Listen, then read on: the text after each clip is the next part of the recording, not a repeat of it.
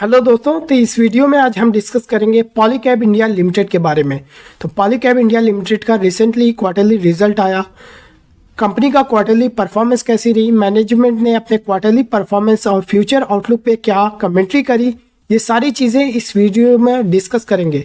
तो अगर आप पॉलीकैब इंडिया लिमिटेड में इन्वेस्टेड हो या इन्वेस्टमेंट करने के लिए सोच रहे हो तो ये वीडियो आपके लिए काफ़ी इंपॉर्टेंट हो सकता है, इसलिए इस वीडियो को एंड तक ज़रूर देखें।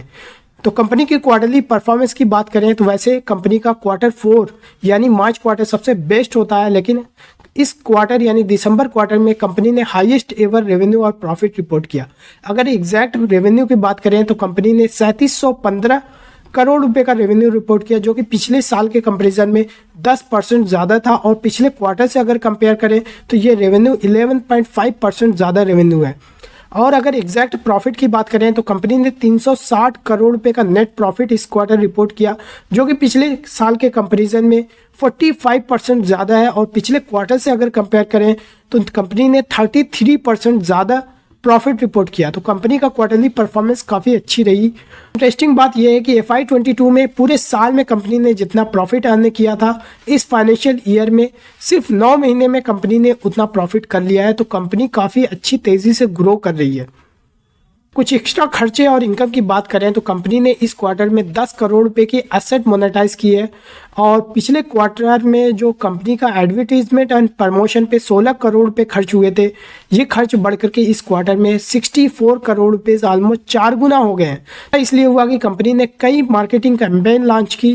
T20 वर्ल्ड कप में भी कंपनी ने एडवर्टीजमेंट कराया है। वैसे तो पॉलीकैब इंडिया लिमिटेड इंडिया की leading wire and cable company है, लेकिन एक सेगमेंट ऐसा था जिसमें कंपनी अभी तक इंटर नहीं कर पाई थी। वो सेगमेंट है एक्स्ट्रा हाई वोल्टेज केबल का।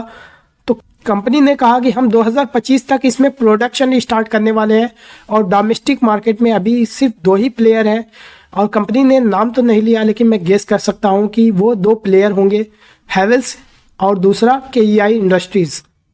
कंपनी ने एक्स्ट्रा हाई वोल्टेज वायर को मैन्युफैक्चर करने के लिए एक स्विस कंपनी ब्रक केबल के साथ टाई अप किया है।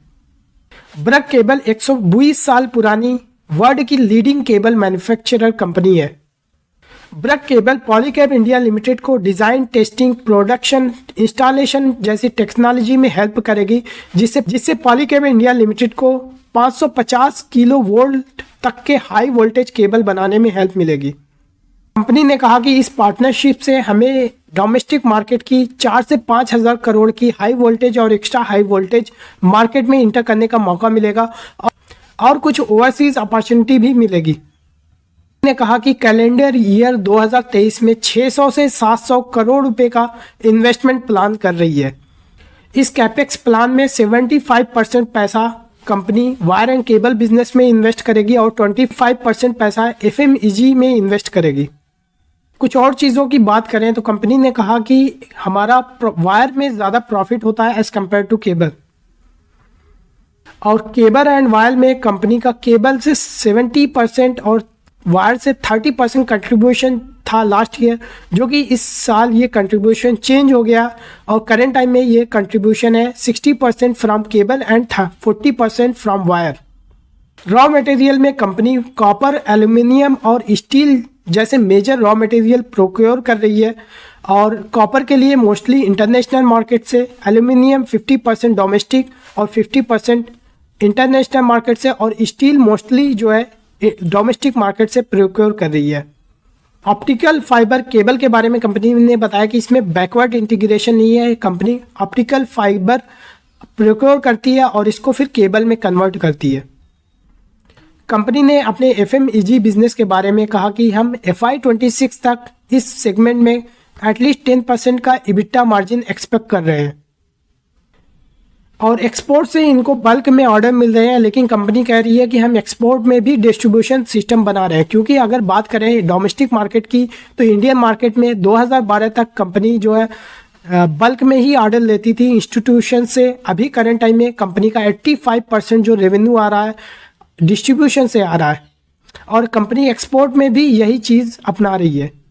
कंपनी कह रही है कि FY26 तक B2B और B2C से 50-50% रेवेन्यू एक्सपेक्ट कर रही है।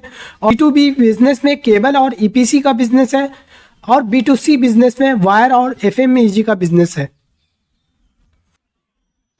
कंपनी के लॉन्ग टर्म गोल की बात करें तो FY26 तक कंपनी 20,000 करोड़ रुपए की रेवेन्यू एक्सपेक्ट कर रही है और FY23 क्वार्टर 3 तक कंपनी ने पिछले 12 महीने में 13,754 करोड़ रुपए का रेवेन्यू अचीव किया है।